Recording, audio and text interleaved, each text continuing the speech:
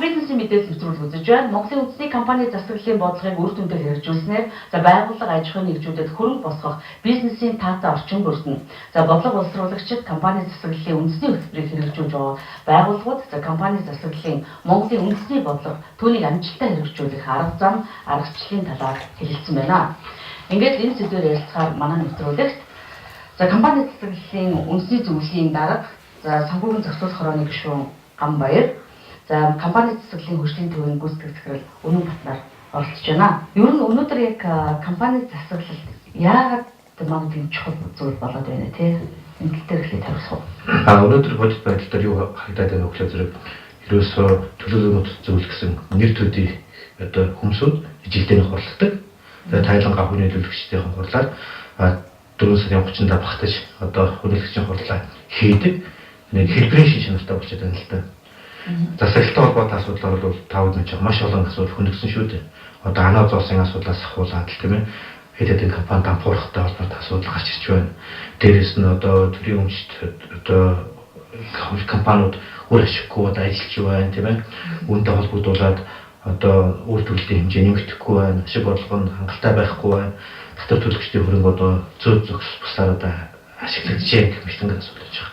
Тэмч байгаа шиг ерөөсөө 2011 оны 11 сард батлагдсан одоо компани тухай хуулиар тусгаснаар ерөөдөө компани засаглалын одоо зарчмуудыг шинэ хуулиар нэлээд одоо цогцтой одоо дурдсан байж байгаа. Үүнийг хэрэгжүүлэх үүднээс 2011 оны 3 сард засгийн газрын тогтоолоор компани засаглалын одоо үндэсний хөтөлбөр батлагдаж санхүүгийн хорооноос одоо төлөөж одоо намайг сонгоод үүнтэй уялдуулаад одоо өөр бусад 8 байгууллагыг төрийн 4 байгууллага, төрийн 5 байгууллагыг одоо компани засаглалын үндэсний хөтөлбөрөөр хэрэгжүүлээч гэж одоо томилоод бид нар одоо ажиллаа хэрэгжүүлээд эхнийхээ жилдээ үйл ажиллагаа явуулж байгаа.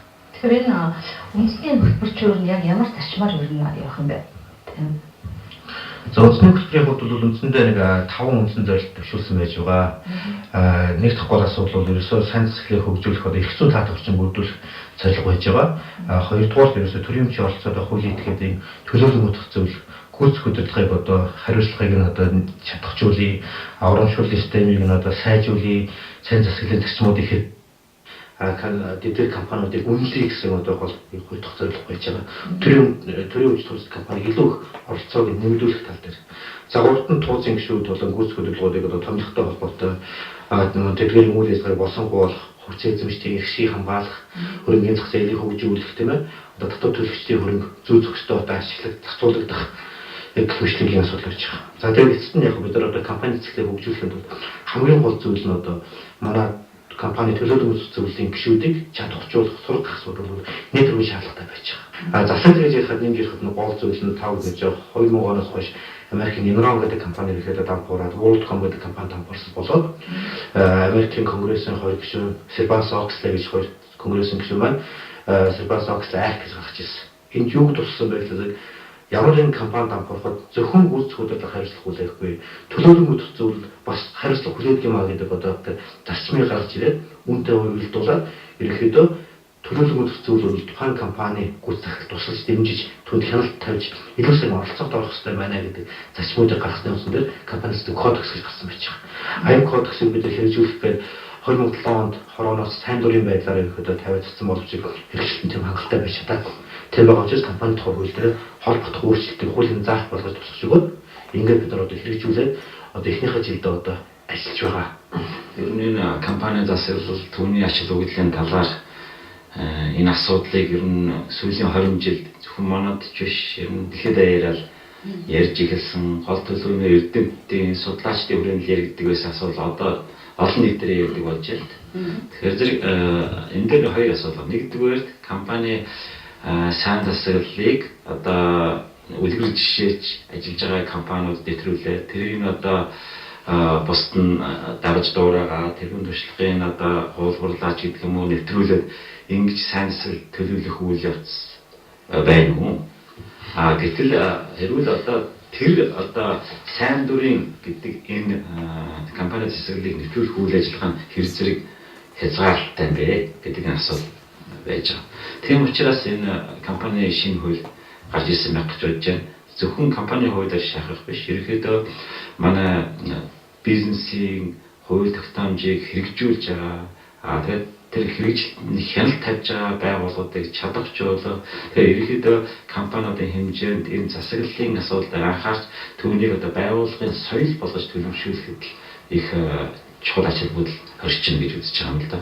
Тэгэхээр заавал хувийн компаниудад бол ингээд бас компани засаглал бас гайгүй явж бас магадaltaй биш тийм ээ. Тэр нэг асуудал өгч дээр тулгамдны төрөмчийн оролцоотой энэ компаниудын төлөөдөр өдөртөх зүйлийг гишүүдийг сонгох тийм асуудал нэг өөрчлөлт нэг ярихтай явждаг тийм. Тэр ямар одоо зүйл тусгацсан байх юм бэ? Тэгээд хөтлөөрөд хэрэгжүүлэх. За ер нь яг бид одоо Монголд байгаа төрөмчд хувьцаат компани, төрөмч оролцоотой компани гэж байгаа л да. Яг энэ эдгээр компаниудын үйл ажиллагааг харахад юу гэдгийг төлөөлөлт зөвлөхүүл одоо жоохон бэлэг тэмдгийн шинж нартай болсон байж байгаа. Үүнийг яаж нотолж яах вэ гэхэл зэрэг 2009 онд Аз өглөө мөрний санхүүжилтээр үндэсний хүчин технологийн захиалгаар одоо хувьцаа эзэмшлийн гişгийн хамгаалалтын судалгааны багийг бодолдод ахлаад тухайн судалгааг төслийн боловсруулсан. Тэндээр харалтахад яхад ерөнхийдөө энэ ялангуяа энэ туузын гишүүдийн одоо итгэхгүй байдал, туузын бүрдэж байгаа одоо бүрэлдэхүүн тийм ээ. Одоо яг төрөмчийн хорооны мэрэгчлэн, сангийн аавны мэрэгчлэн тийм ээ. Одоо засаглаа сайн мэдхгүй хүн тэгээд нэг үүргөрөөлөж сайн мэдхгүй усууд ингээл жилдний хуралдаад туузын хурлыг хийгээд үр дүнгийнхаа тайлангаа харуулаад нэг юм хэлбэрийн шинж нарт яваад байгаа маа. Бодит байдал бол юм байж байгаа. Үүнийг одоо нэлийн төвчүүлэх үүднээс энэ за яг хөө мэдээж хуулиар хүлээсэн үргийн хувьд холбогдох байгууллагууд нь туузын гишүүн болох байх. Гэхдээ үүнтэй холбоотой компани хараад туузын гишүүд бол маш асар чухал үр хөрөлтөй болсон. Компанид шинэ хуулийн дэс байж байгаа, засаглалын кодекс дээр явж байгаа. Тухайлбал дотоод хяналтын албыг бол өдөрж хахалж явж байгаа хүмүүс хараад туузын гишүүн байна.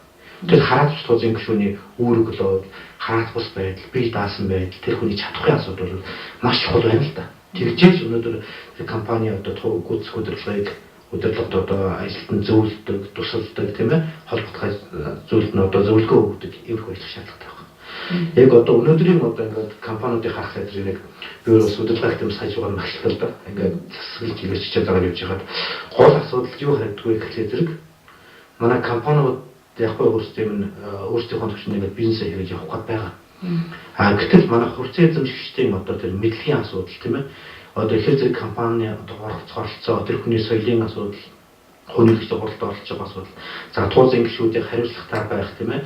Одоо ялтууд нээлттэй байх, зарчимтай байх, ёс зүйтэй байх гэдэг асуудал маань зүгээр сонирхлын төслийн хүрээгээр ингээд хязгаарлагдчихад байгаа маа. Сонирхлын төслийн асуудал бол маш төлхөө тавигдчихж байгаа. Үүнийг зохицуулах үүднээс ирэхэд хуулийн 79-р зүйл нэлээд гол заалт болж ирсэн. Төрөмч хувьцаат компаниудын туузын гишүүдийг одоо төрөмч байгууллагуудаар одоо сонгож томилж болно гэсэн тийм заалт орсон байж байгаа.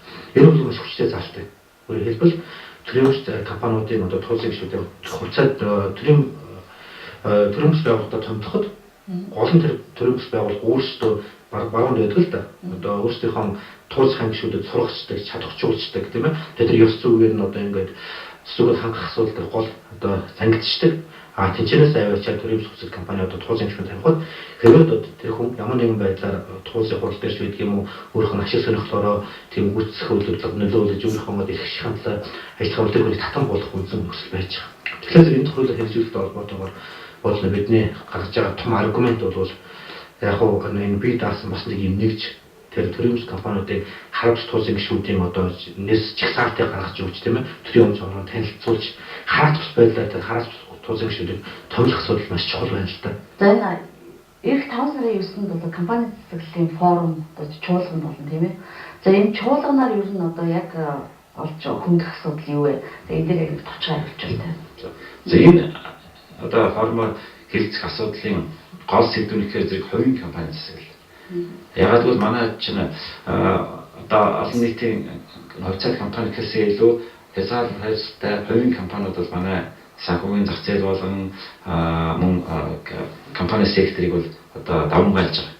Тэгэхээр тэдний одоо засаглалыг сайжруулах асуудал дээр ялангуяа гэр бүлийн өмчтөөр үндэссэн тэр компани засаглалыг сайжруулах асуудлыг бид нэр хилцэх юм. Тэгээд тэрэнд нь одоо өөрийнх нь онцлог шин чанар байдаг. Тэрэн дээр сайн ч бай, муу ч бай. Тэрийг одоо яаж сайныг улам сайжруулад сул талуудыг яаж засах вэ гэдэг асуудлыг хэлцгээс гадна тэр компани засаглаад санхүүгийн байгууллагаас нөлөөлөх асуудал юу вэ?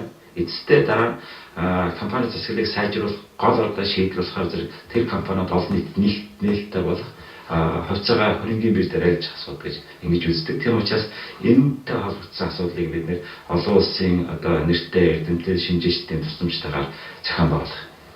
Цагийн багаас төлөвлөлт болсон тавхан баярлалаа. За бизнесийн мэдээлэл нэвтрүүлэг үргэлжилж байна.